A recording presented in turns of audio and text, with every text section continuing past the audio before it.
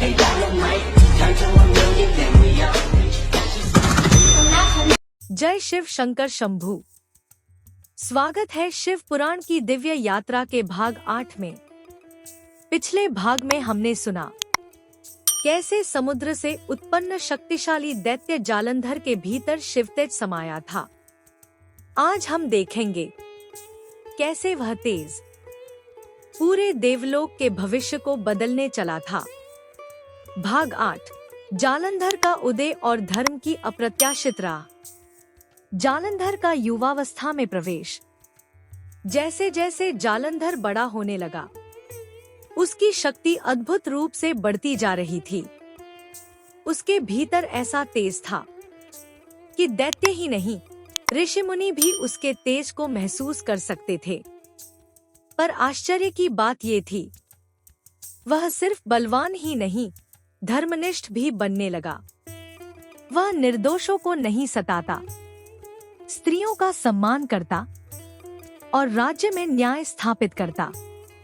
अक्सर वह कहा करता, अन्याय चाहे देवताओं द्वारा हो या दैत्यों द्वारा, मैं उसके विरुद्ध खड़ा रहूंगा। देवताओं की चिंता। जालंधर का बढ़ता प्रभाव सुनकर देवताओं में चिंता फैल गई। इंद्र ने सभा बुलाकर कहा, यह असुर साधारण नहीं है, इसमें किसी देवी शक्ति का तेज है।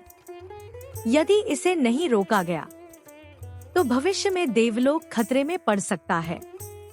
देवराज इंद्र का भय उचित भी था, क्योंकि जालंधर में किसी भी देवता से अधिक साहस और तेज था। असुरों पर अत्याचार की कहानी। उधर असुरों के राज्य में देवताओं द्वारा कई वर्ष पहले किए गए अत्याचारों की कहानियां लोगों के मन में अभी भी जिंदा थी।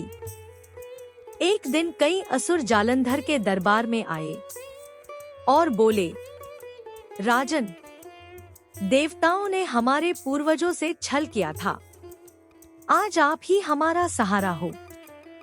जालंधर ने शांत होकर उत्तर दिया, मैं युद्ध चाहता नहीं, पर यदि देवता अन्याय करेंगे तो मैं चुप भी नहीं बैठूंगा। यही शब्द असुरों में आशा और देवताओं में भय का कारण बने। देवी वृंदा का प्रवेश। एक दिन एक दैवी तेजस्वी स्त्री जालंधर के दरबार में आई। वह थी देवी वृंदा, जो तपस्विनी थी, पतिव्रता थी और अत्यंत पुण्यशील थी।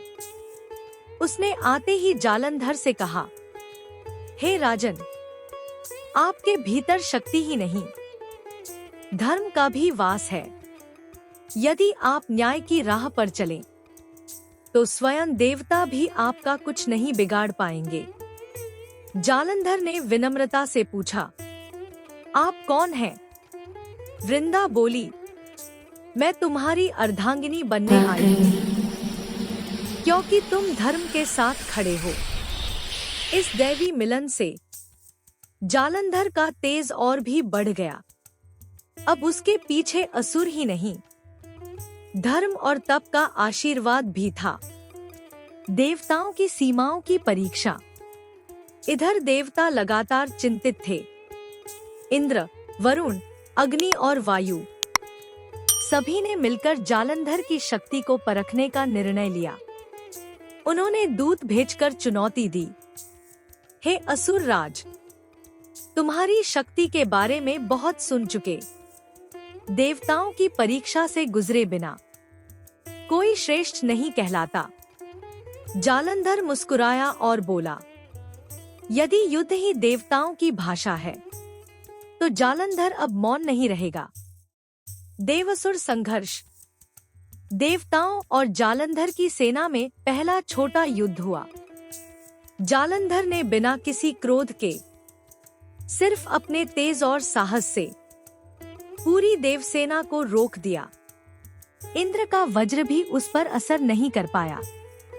इंद्र चौंक कर बोले, ये शक्ति, ये तप, आखिर इसका स्रोत क्या है? उसी क्षण आकाश में आवाज गूंजी, यह शिव के तेज से उत्पन्न है। देवतागण स्तब्ध रह गए। कैलाश पर्वत पर संवाद। देवता सीधे कैलाश पहुंचे और शिव से विनती की, भोलेनाथ, यह दैत्य अपराजय हो रहा है। उसके भीतर आपका ही तेज है, हमें मार्ग दिखाइए। शिव जी शांति से बोले, जालंधर धर्मपरायण है। जब तक वह अन्याय नहीं करेगा, मैं उसके विरुद्ध कोई अस्त्र नहीं उठा सकता। देवताओं ने कहा, परंतु उसका अस्तित्व ही हमें धमका रहा है। शिव केवल मुस्कुराए। जहां धर्म है, वहां भय का स्थान नहीं। पर उसके बाद शिव जी गंभीर हो गए और ब्रह्मांड की ओर देखते हुए बोले, समय आ रहा है जब एक महायुद्ध सृष्टि की दिशा बदल देगा। इस प्रकार जालंधर का तेज बढ़ता गया। उसकी धर्मनिष्ठा ने उसे अपराजय बना दिया और देवताओं के सामने एक ऐसी चुनौती खड़ी हो गई जिसका समाधान सिर्फ समय ही बताएगा। भाग 9 में हम जानेंगे कैसे देवताओं और जालंधर के बीच संघर्ष गहराता गया।